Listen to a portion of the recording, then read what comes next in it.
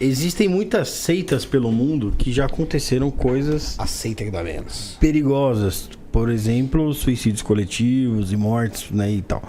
Existe algum monitoramento de seitas no Brasil para que isso não ocorra? Monitoramento eu não sei te dizer, porque aí a gente vê, por exemplo, que países com histórico de terrorismo, essas coisas, como nos Estados Unidos, existe uma tensão muito grande quando se identifica um grupo com essas características. Mas no Brasil a coisa é um pouco mais fluida. Sabe? A minha experiência, pelo menos dentro desses grupos, mostra que é uma coisa... Não, assim, deixa acontecer por um lado, mas os grupos não têm... não é tão comum de terem grupos com aquela característica fechada. A gente, por exemplo, tem um histórico muito menor de terrorismo, comparado com vários outros países. Então, não é uma coisa naquele cenário desses países que monitoram de forma mais fechada. Mas esse termo seita, inclusive, a gente não costuma usar muito academicamente por causa disso. Ele, muitas vezes, ele aponta para um jeitão desses grupos que não corresponde ao que eles são de verdade. É que hoje em dia o pessoal trata do seita de uma forma pejorativa. Sim, exatamente. Porque a gente teve experiências como Charles Manson, Jim Jones e por aí vai. Né? Exatamente. Mas existem muitos grupos que têm todo o formato de uma seita assim. Então, aí a gente usa o termo novos movimentos religiosos porque ele não tem esse juízo de valor, sabe? Mas... aí a gente pode ver em cada grupo, em cada conjunto de grupos também, se eles têm algumas características dentro daquilo que a gente costuma chamar de seita, né? Então, se eles têm uma liderança forte, carismática, eles têm uma tendência a isolamento, eles têm uma tendência a fazer uma pressão para a pessoa não sair, e quando sai, aquela pessoa é hostilizada de várias formas, às vezes até ameaçada, abusos dentro do grupo, tendência a incentivar comportamentos radicais, sabe? Tudo isso, esse pacotão, a gente costuma chamar de seita. Mas como alguns desses grupos, mesmo com algumas dessas características, não necessariamente fazem mal, a gente opta por não usar o termo seita, mas a gente entende quando vocês estão falando seita. Tá? Então algumas pesquisas mostram até que alguns desses grupos, eles não fazem mal. Porque um dos problemas de seita é esse, você automaticamente pensa que quem tá lá dentro tá ferrado. Tá ferrado. Automaticamente. Né? E em muitos desses grupos tá mesmo. Rola abuso, rola um monte de coisa. Isolamento da família, porque eles muitas vezes estimulam o isolamento mesmo, porque sabem que uma das melhores formas de você controlar o comportamento das pessoas é isolando-as do ponto de vista de outras pessoas. Mas tem alguns grupos que não fazem mal. As pesquisas mostram isso. Você vê um ponto que é uma seita e todo mundo acha bonita, pra mim é uma seita. O que o Henrique Cristo faz. Fazem risetes lá dele. Então, eu tenho vontade de estudar, eu tenho vontade de conhecer o INRI, eu já bati na porta quase pra conhecer ele, mas como eu não conheci, eu não vou descrever muito, porque a gente vê, eu sei que tem as enrietes lá e tal, mas como eu não estudei os caras de perto, eu não vou me arriscar, mas eu tenho muito interesse. Se alguém aí quiser me apresentar os caras, eu tenho muita vontade de trocar uma ideia. Eu tenho contato de lá. Opa, Eu acho que eu tenho. Então, eu ia te perguntar sobre os Mormons, se você vê eles como seita. Mormons? Então, cara, nossa, Mormon é outro que é muito polêmico, porque uma das características de seita, além daquelas que eu falei, características clássicas, tá? É de ser um grupo pequeno. Então, classicamente, são grupos pequenos e isolados. E os Mormons já adquiriram uma proporção social muito maior, já virou uma religião grande já. Então, nesse sentido, no mínimo, já perdeu a característica clássica de seita. Mas é um movimento religioso que está envolvido em um monte de polêmicas e tal. Entende que não precisa estar o rótulo de seita redondinho, aquele grupo menorzinho, fechadinho ali, para eventualmente a gente poder problematizar e questionar alguma coisa, sabe? Mas eu evitaria usar o termo seita por conta dessas coisas. Dentro de quantas seitas ou novas ordens religiosas você já teve contato? De pesquisar algumas, mas para entrar... falar em filtrar. Pois é, a gente estava comentando em off aqui de infiltrar, né? Fica parecendo que a gente... espião. Então, parece que a gente fez escondido, né? Hoje em dia não pode mais fazer escondido por causa de comitê de ética e tudo mais, de pesquisa. Mas eu me filtrei em 3 grupos, especialmente, que eu fiquei mais tempo, assim, de eu ficar 2 anos lá e tal. E de forma mais indireta, e vários membros de vários grupos diferentes, mas mais proximamente, assim, 3 grupos. 3 grupos. Um deles foi esse de extraterrestre.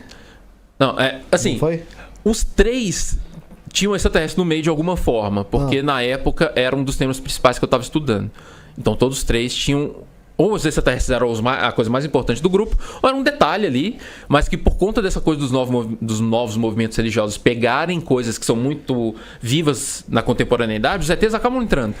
Porque ET é um assunto da nossa época, né? As pessoas falam muito de ET, tem filme, tem tudo. A gente tá vendo um universo tão grande, né? E todo mundo tem aquele argumento de o universo é tão grande, não vai ter vida, só aqui vai ter vida. Então, de um jeito ou de outro, esses grupos se posicionam em relação ao assunto extraterrestre. Então, todos eles tinham.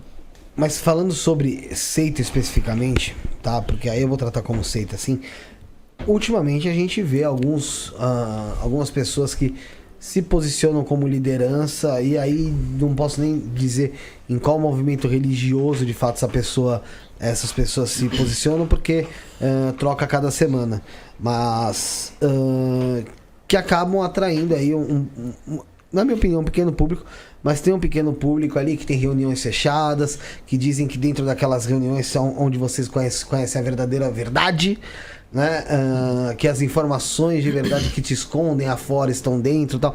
Mas eu queria que você explicasse pro pessoal que tá em casa qual é o perfil, geralmente, de um líder de seita, isso da forma positiva, como ele se coloca ao público, e também na forma negativa, que você já deve ter estudado, como ele se sente de fato e como que trabalha a mente dele. Em muitos desses grupos, esse líder ele é carismático, então ele é uma liderança forte, é aquela pessoa que inspira confiança, que fala com confiança, de forma bem aberta e franca, um jeito que inspira a pessoa a confiar e a seguir. Nós somos animais sociais, então isso nos torna de fato muito sensíveis a lideranças fortes.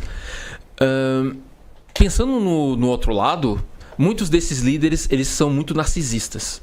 Então eles têm muito essa questão do que é tudo para ele de fato é o centro, e muitas vezes eles jogam com as crenças das pessoas de forma a se colocar nesse centro. Então, ele se coloca como alguém especial, que tem poder. Até a professora Fátima Machado da USP costuma usar o termo arrogância iluminada para algumas dessas pessoas. Então, é aquela coisa, eu sou muito especial. Às vezes ele não vai nem usar essa palavra, mas eu fui abençoado com o poder tal e eu tenho a verdade, e coloca-se naquela postura meio austera, sabe? A tal da arrogância iluminada. Só que, obviamente, esse lado narcisista tenta se esconder, por razões óbvias, mas dependendo da situação, dependendo de como aquele grupo está coeso e acreditando e tal, aquilo pode até jogar a favor. Vou dar um exemplo, também de uma seita bastante conhecida, Heaven's Gate. Então, Marshall Applewhite, lá nos anos 90, né, teve aquele suicídio coletivo, com a passagem do cometa Hale-Bopp pela Terra, e o Marshall Applewhite ele tinha uma diferença importante em relação a alguns líderes que eu estudei. Ele era bem na lata, então ele chegava na palestra inicial que ele fazia para os novatos e ele já jogava real de tudo. Ele já falava, ele falava da relação dele com Jesus Cristo lá, que ele acreditava.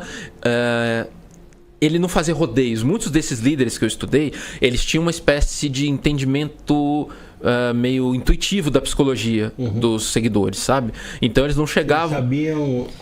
por exemplo, não chega no primeiro dia e fala, olha... eu tenho um extraterrestre que mora lá no meu quarto debaixo da cama, por exemplo, sabe? Tô inventando um exemplo bobo pra não entregar ninguém. Ele não chegava e falava isso no primeiro dia, sabe? Porque muitas pessoas vão olhar um pro outro assim e falar, esse cara é doido, vamos embora. Ele chegava falando coisas bem intuitivas. Por exemplo, você sabe que o governo esconde certas coisas, né? Vou mostrar pra vocês essas coisas. Aí ele ia lá, tinha um ritual lá no meio do mato, e aí passavam satélites lá em cima. Ó, você já viu essa luz aqui? Pois é. Eu sei adivinhar o horário que elas vão passar, quer ver? Vai passar uma daqui a 10 minutos, aí passa a luzinha. Até porque satélite a gente consegue com o aplicativo hoje saber o horário que passa. E aí, depois que as pessoas viram aquilo e aceitaram, ele passa para a etapa seguinte. Olha, essas coisas aí você nunca ouviu falar porque existe uma conspiração e tal. Percebe que ele vai digerindo devagarzinho? O Marshall Applewhite não, era o contrário. Ele chegava metendo o pé na porta e já falava real, que espantava muita gente, mas tinha um lado bom, que quem ficava já estava dentro. Alienado total. Já estava dentro. Você comentou aqui, ó. Pessoa narcisista, você acha o centro de tudo, que tem poderes sobrenaturais, né? Às vezes acaba usando até truques de ilusionismo. Claro, muito. Essa arrogância iluminada tenho observado bastante também. Que mais que exala um líder de seita? Isso, logicamente, que eu tô falando no momento bom, na hora do bônus. Então, na parte boa, então, ele oferece uma verdade que só vai ser encontrada ali dentro. E aí fica sutilmente já no começo e depois de forma explícita, se você sair, você vai perder essa verdade. E às vezes isso é colocado em tom de ameaça. Então já teve, por exemplo, um desses grupos, é porque eu tô voltando pro lado ruim de novo, né? Mas teve um desses grupos, por exemplo, que uma pessoa falou isso comigo: olha, Léo, eu queria sair, mas eu sei muita coisa, já tô aqui há muitos anos, já vi muita coisa, se eu sair os caras vão vir atrás de mim. Vai dar ruim pra mim. Então, muitas vezes quando se diz que ali dentro é um lugar especial, que você vai encontrar coisas únicas e tal, você vai ser apresentado a coisas que outras pessoas não sabem, não podem saber, fica já desde ali um recadinho sutil, que depois vai ficar explícito, que nossa, você não tem mais saída. Você é nosso agora. E Léo, quando essa seita ou esse povo acaba furando um pouco a bolha e esses líderes acabam sendo confrontados por outras pessoas, sejam elas estudiosos, sejam religiosos de outras vertentes, sejam pessoas que hoje em dia existem muitas análises que o pessoal faz por YouTube, por aí, React e tal. Como que se comporta esse mesmo líder quando ele é confrontado? Geralmente ele vai se aferrar ainda mais aos pontos de vista dele, inclusive usando daquilo como uma espécie de profecia. Ele costuma avisar logo no começo das pessoas, olha, você vai ser confrontado aqui dentro, tá? Você vai ver pessoas lá fora falando que... falando mentiras a nosso respeito, falando que é tudo mentira, falando que a gente manipula, etc, etc. Então ele já cria um discurso preparando a pessoa, e aí na hora que surge, por exemplo, uma crítica de fora, ele fala, não falei? Não estava prevendo? Então isso muitas vezes gera aquilo que a gente chama de backfire effect, efeito tiro pela culatra. Que muitas vezes a tentativa de desacreditar acaba fortalecendo mais ainda o líder. Porque eles já bebem, eles sabem disso, eles já bebem de uma tendência psicológica humana, por exemplo, que a gente chama de dissonância cognitiva, né? Que é a nossa tendência a jogar a realidade para debaixo do tapete para continuar acreditando. É um exemplo histórico famoso. Tinha uma seita de uma dona de casa chamada Marian Kish, nos Estados Unidos, na década de 50, e ela previu o fim do mundo para dezembro de 1954. Que os ETs iam aparecer, iam levar o grupo a bordo de um disco voador, iam embora e a Terra ia se ferrar para trás. E aí chegou o dia do arrebatamento, eles ficaram esperando, a madrugada foi passando, o sol começou a nascer no dia seguinte, nada da nave aparecer, o pessoal começou a ficar agitado, o pessoal já tinha pedido demissão do emprego, enfim, despediu da família, fez tudo, e nada. Como veio o dia seguinte, chegou a Marian Kish e falou, olha, os ETs acabaram de me mandar uma mensagem telepática aqui agora, falando que a destruição da Terra foi cancelada, porque o nosso grupo foi tão fiel, rezou de forma tão fervorosa, fez tanto bem, que por causa da gente, eles salvaram a humanidade inteira. Olha aí. Então, assim, a profecia falhou, né? E ela lançou esse caô que a gente, olhando de fora, se pensa, não é possível, né? Que colou. Do grupo dela, que tinha algumas dezenas de pessoas, só 2 saíram. Só 2 pessoas saíram. O resto tudo ficou ainda mais fervoroso do que era. Por conta disso, é dessa tendência que eu tô falando. Foi da observação desse grupo que surgiu o conceito de dissonância cognitiva, inclusive. É interessante também que a gente sempre fala, como eu mencionei agora, do perfil do líder de seita, né? Uhum. Existe até um documentário na Netflix que fala, né? Como se tornar um líder de seita. Uhum. Mas a gente deixa de falar, muitas das vezes, do perfil de quem adentra a seita.